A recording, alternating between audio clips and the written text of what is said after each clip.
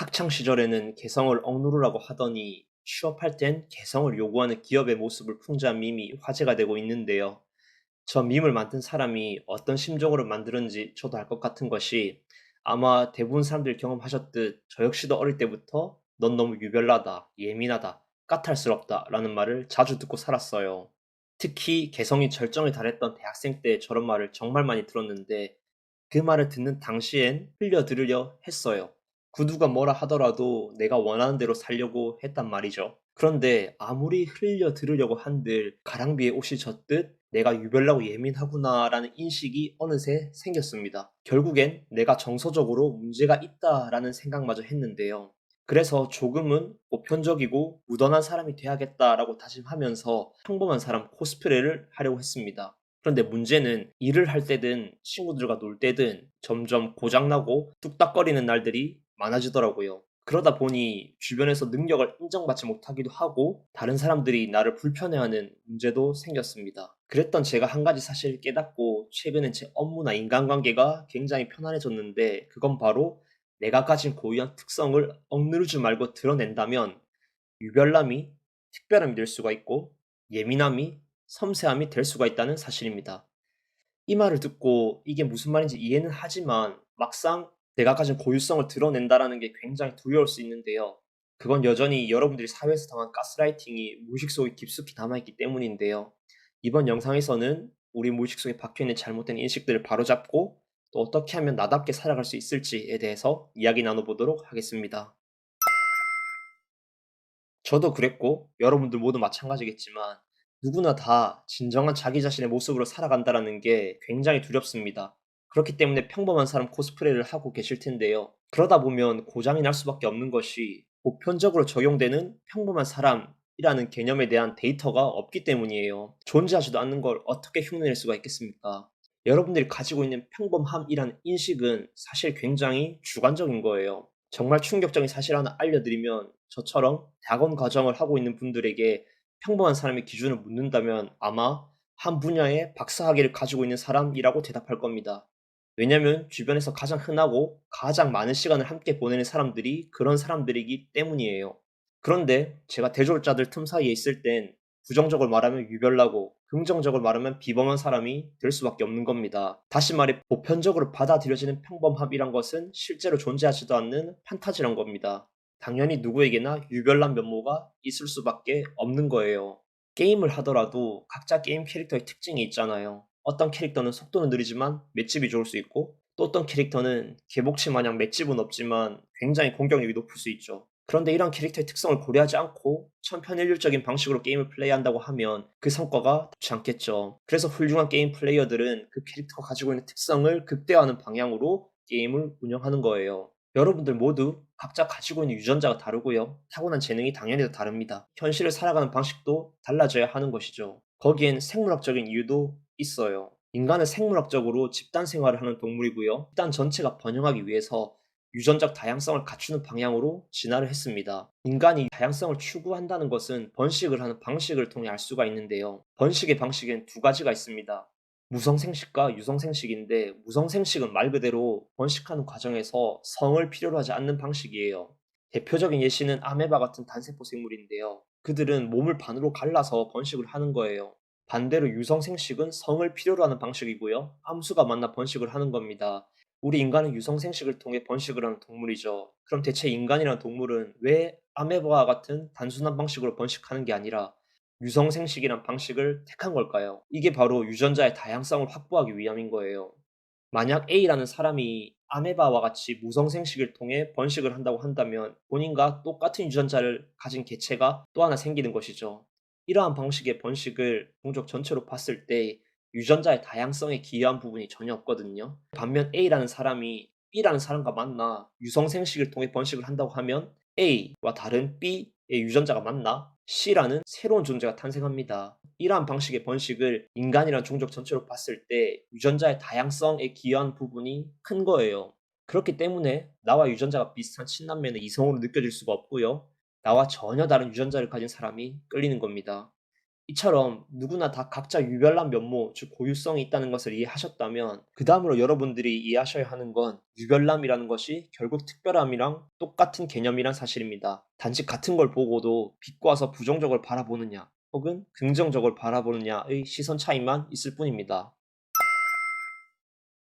제가 박사과정을 하면서 성공하신 여러 교수님들, 벤처 사장님 혹은 업무 능력이 뛰어난 동료들을 봤을 때 느낀 공통적인 특징 중 하나는 굉장히 예민하고 까탈스럽다는 겁니다. 그 사실을 어렵지 않게 알 수 있었던 이유는 그들은 그 예민하고 까탈스러운 본인의 면모를 그들만의 무기로 사용하기 때문이에요. 남들이 무딘 조각칼로 어설프게 보석 세공을 할 때 저들은 아주 예리한 조각칼로 정밀하게 세공을 하기 때문에 더 사회적으로 인정받았던 거죠. 정말 재밌는 사실은 제가 그들의 예민한 모습을 처음 보았을 때 굉장히 불편한 감정을 느꼈어요. 저들은 그냥 본인의 맡은 일을 열심히 할 뿐인데 왜 이렇게 불편한 걸까를 곰곰이 생각해 봤더니 사실은 나도 예리한 조각칼을 가지고 있지만 그 칼이 저렇게 멋진 보석을 세공할 수 있다는 생각은 못했고 늘 몸속에 숨기고 평범한 사람 코스프레를 하며 살아왔다는 사실 때문에 이전 카타르시스 영상에서 말한 인지 부조화 반응이 오더라고요. 나는 저렇게 살면 안 된다고 학습해서 내 예민함을 억누르고 살았는데 뭐야? 저래도 되는 거였어? 라는 데서 느껴지는 억울함 같은 게 있었던 거죠. 그리고 저 조각칼을 나만의 무기로 사용해야겠다라고 확신이 들었던 이유는 비단 내 능력을 인정받기 위함 뿐만이 아니라 저 날카로운 조각칼을 숨기고 살면 결국엔 그 칼이 나를 쿡쿡 찔러서 고통받는 순간들이 있고요. 그렇게 상처가 생기고 나 자신이 병들 수도 있는 거거든요. 그런데 그 고통 아무도 알아주지 않습니다. 그 고통을 호소하는 순간 나만 성격 이상한 사람 되고요. 또 그 고통 때문에 힘들어서 그 칼을 꺼내 들면 결국 또 유별난 사람 소리 듣습니다. 결과적으로 무능한 데다 유별난 사람이 되는 악순환이 반복되는 것이죠. 그렇기 때문에 저나 여러분들에게 주어진 선택지는 가지고 있는 조각칼로 보석을 기깔나게 세공하는 것, 그것뿐인 겁니다. 그런데 그 칼을 사용하는 데 주의사항이 있어요. 여러분들이 가지고 있는 재능, 다른 말로 유별난 면모, 고유성 이런 것들이 여러분들이 가지고 있는 정서적인 예민함과 맞물려 있기 때문에 정말 날카로운 조각칼과도 같아요. 그래서 그 칼을 다루는 게 서툴면 여러분뿐만 아니라 주변 사람을 다치게 할 수도 있습니다. 그런데 그렇게 되면 루크미 채널에서 말하는 부와 행복을 동시에 얻는데 큰 문제가 생깁니다.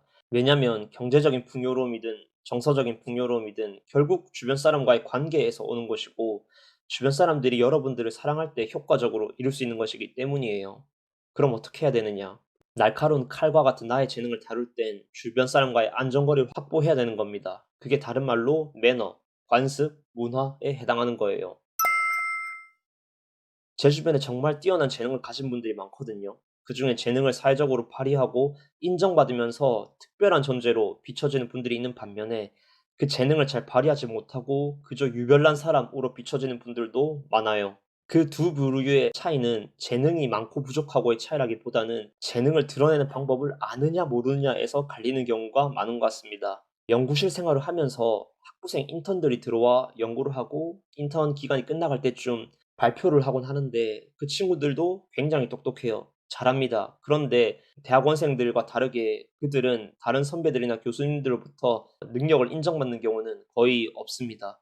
인턴이 가지고 있는 재능이나 지식이 부족해서라기보다도 암묵적으로 통용되는 방식, 다른 말로 매너라고 하죠. 그들은 연구자들 사이에서 암묵적으로 통용되는 방식을 모르고 본인이 편한 방식으로 발표를 하기 때문에 그렇습니다. 그 사회에서 통용되는 매너를 모르고 자기만의 방식으로 발표를 한다는 게 어떤 상황이냐면요. 영어를 할 줄 모르는 한국 사람들 사이에서 혼자 영어로 얘기하는 것과 비슷한 상황인 거예요. 본인은 영어가 모국어이기 때문에 전혀 이상한 걸 눈치채지 못하고 깔끔하게 발표를 잘했다라고 생각할 수 있어요. 그런데 주변 사람들 눈엔 그렇지 않은 겁니다. 이런 경우엔 그 사람들이 능력을 인정받지 못하는 것뿐만이 아니라 심지어 주변 사람들과 갈등이 생길 수도 있는 겁니다. 왜냐하면 주변 사람들 혹은 그 조직이 가지고 있는 고유성을 존중하지 않았거든요. 고유성이란 것은 경쟁력이고 무기죠. 본인의 고유성도 경쟁력이고 무기이지만 그 조직의 고유성 또한 그 조직의 경쟁력이자 무기인 겁니다.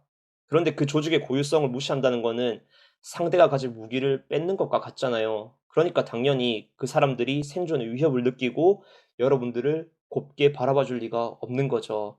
결국에 갈등이 생기는 겁니다. 그렇기 때문에 아무리 재능이 있더라도 내가 재능을 발휘하는 그 조직, 사회에서 어떤 방식으로 재능을 표출하고 있는지 그 매너에 대해서 학습할 필요가 있는 겁니다. 그 과정만 거친다면 여러분은 얼마든지 재능을 인정받고 경제적 혹은 정서적 풍요로움을 누릴 수가 있는 것이죠. 이번 영상의 내용을 정리해 보도록 하겠습니다. 많은 이들이 믿고 있는 평범함이란 것은 사실 굉장히 주관적인 허상에 불과합니다. 누구에게나 고유성이 있고 그 고유성에서 재능이 나옵니다. 그 재능을 억누르면 유별난 사람이 되기가 쉽고 잘 쓰면 특별한 사람이 되는 거예요. 다만 그 재능을 발휘하는 과정에서 매너를 잘 지켜야만이 사회적으로 인정받을 수가 있습니다. 왜냐하면 매너라는 것은 여러분들과 마찬가지로 그 조직과 사회가 가지고 있는 고유성이자 경쟁력이기 때문입니다. 이번 영상이 도움이 되셨다면 좋아요와 댓글 부탁드리고요. 다음 영상은 여러분들이 꿈꾸는 미래가 마냥 꿈이 아니라 충분히 현실이 될 수 있는 양자역학적인 근거에 대해서 이야기해 볼 예정이니 구독하고 영상 놓치지 않으시길 바랍니다. 지금까지 루크였습니다. 감사합니다.